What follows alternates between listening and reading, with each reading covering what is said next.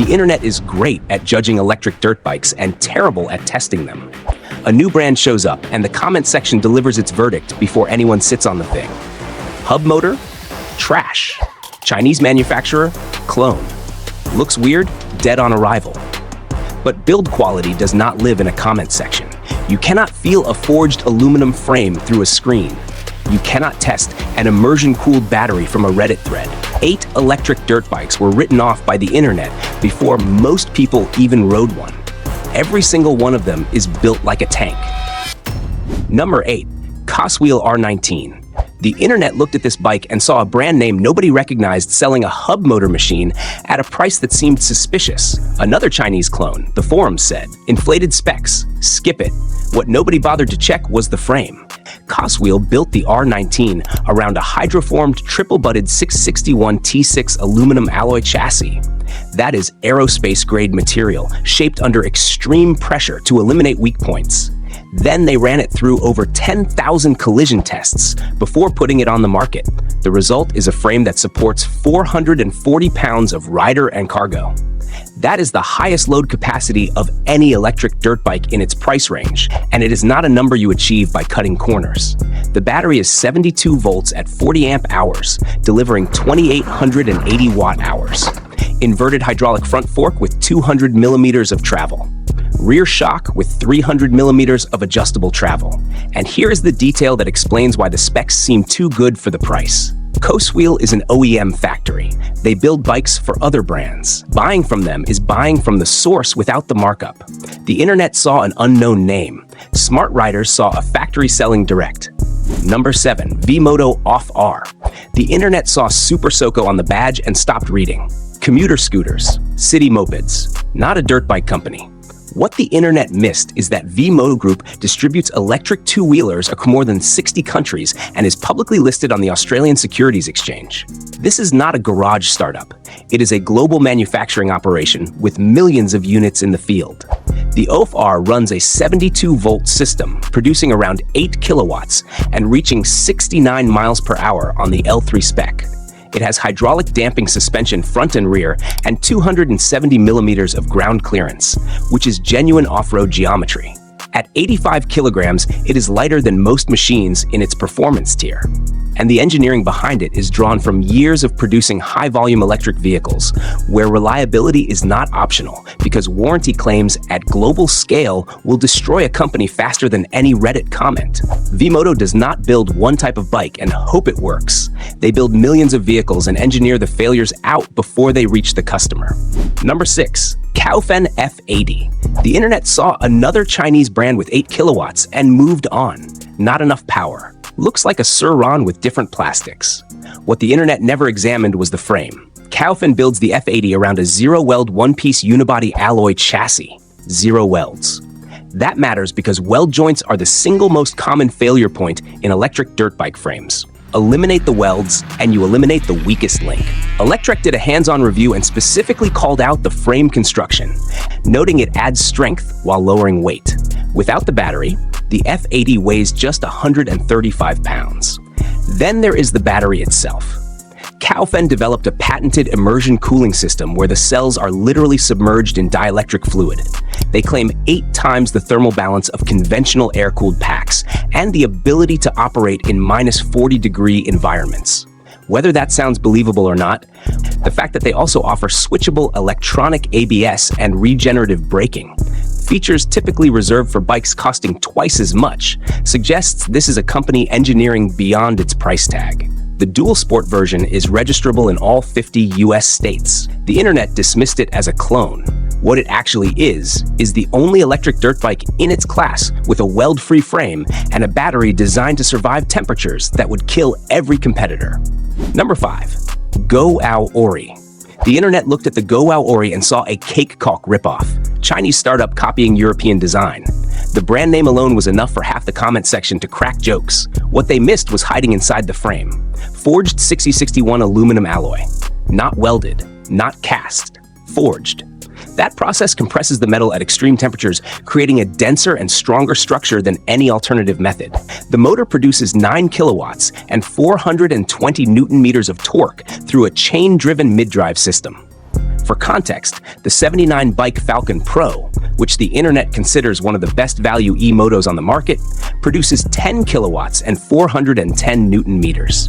The GOWOW is within striking distance on less power, which means the drivetrain efficiency is exceptional. The rear suspension runs a proper 4-link system, with an external reservoir shock and 210 millimeters of travel front and rear. It climbs 55 degrees at 6 miles per hour. It weighs 160 pounds with a removable battery, and it comes with a 3-year standard warranty, which is longer than what most competitors in this class offer. Ride Apart covered the launch and called the specs impressive. The internet saw a funny brand name. Riders who tested it saw a forged frame machine that outclimbs bikes costing thousands more. Number 4. Kuberg Ranger. The internet could not figure out what the Kuberg Ranger was supposed to be. Scooter? Dirt bike? Trials machine? Motorized skateboard? The design confused people so badly that the criticism was less about specs and more about identity. That confusion is understandable. The Ranger is genuinely unlike anything else in the category. It has a pneumatic seat that rises or retracts at the press of a button, letting you switch between seated riding and stand-up scooter mode mid-trail. It has large foot platforms instead of traditional pegs. It runs mixed-size tires. And at 110 pounds, it is one of the lightest adult electric dirt bikes in existence. But here is what gets overlooked in the confusion. Kuberg is a Czech company that designs and manufactures its own motors in-house. That is extraordinarily rare. Almost every EMoto on the market uses a motor sourced from a handful of Chinese suppliers. Kuberg builds theirs from scratch in their own factory, which means the motor is specifically designed for the power and torque characteristics of their bikes. The 14 kilowatt race variant puts out serious performance through that handmade powertrain. The battery sits low in the steel double cradle frame, housed in a fireproof case with overheating prevention. It can tow 66 pounds with an optional matching trailer. And it appeared repeatedly in Josh Hill's videos, which means a professional motocross legend chose to ride this thing on camera. New Atlas called it an exhilarating new category between dirt bike and scooter. The internet saw a weird design. Josh Hill saw a machine worth riding. Number 3. Volcon Grunt Evo. The internet called the Volcon Grunt ugly, overweight, overpriced, and pointless. 330 pounds, fat tires, low seat, nearly $8,000. The comment sections were merciless. Then Electric Cycle Rider took it to Kelly Flats. If you are not familiar, Kelly Flats is a trail in northern Colorado rated 9 out of 10 in difficulty on OnX off-road. It features near vertical grades, 8-foot ledges, and obstacles so severe that vehicle damage is expected. The Grunt completed it. Dirt Bike Magazine described the Exo Arch triple cradle frame as nearly indestructible. The motor and battery are both IP67 rated, meaning fully submersible waterproof. The batteries are swappable, and a spare fits inside the frame to double the range. The fat tires float over sand, mud, and snow that would bury a standard dirt bike. Hunters adopted it as a stealth vehicle because it produces zero noise and 0 scent. And despite every piece of internet hate directed at it, Volcon sold out every single Grunt Evo unit by the first quarter of 2025. Everyone. The ugly, overweight, overpriced farm bike that the internet rejected was purchased by every person who actually tested it. Number 2. Delfast Top 3.0. The internet saw 154 pounds, a hub motor, and a price tag that once reached $6,600, and the verdict was swift. Overpriced, underpowered, not a real dirt bike. The pedal assist is useless. The battery cannot be removed easily. Basic design flaws. Fair criticisms, some of them. But here is what the internet missed while compiling that list. Delfast holds a Guinness World Record for the longest range achieved on a single charge by an electric bicycle. That record-chasing DNA is baked into the Top 3.0. The battery is 72 volts at 48 amp-hours, delivering 3,456 watt-hours on LG premium cells. It is rated for 100,000 miles of use and guaranteed for 500 charge cycles. The drivetrain runs a Gates carbon belt, the same belt technology used in motorcycle racing, which is virtually maintenance-free and outlasts chains by years. The front brake runs a twin-rotor linked hydraulic setup, meaning 2 brake discs on the front wheel working in tandem. The D&M suspension is fully adjustable and was praised by Electric Bike Review as feeling like riding on a cloud. Real-world range testing by Electric Bike Explorer confirmed 170 to 180 miles on mixed terrain. and the price has dropped from $6,600 to under $2,000. The engineering that earned a Guinness World Record is now available for the cost of a mid-range smartphone. The internet wrote it off at full price. Smart riders are buying it at the current price and getting a record-holding machine for pennies on the dollar. Number 1. Can-Am Origin. The internet's favorite evidence that the Can-Am Origin is a failure is the rebate, $4,000 to $5,000 off. Price slashed from $14,499 to $11,499 before the rebate even kicks in. Nobody wants this bike, the comments say. The rebates prove it. Here is what the rebates actually prove.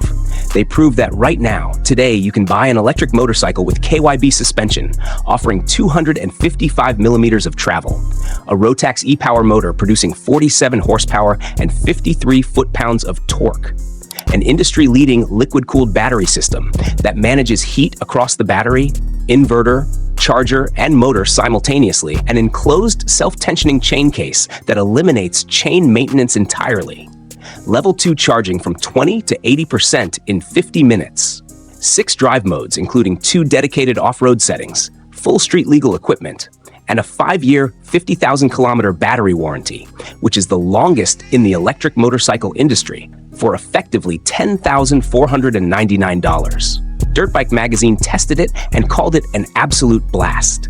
Jalopnik called it a genuinely interesting bike.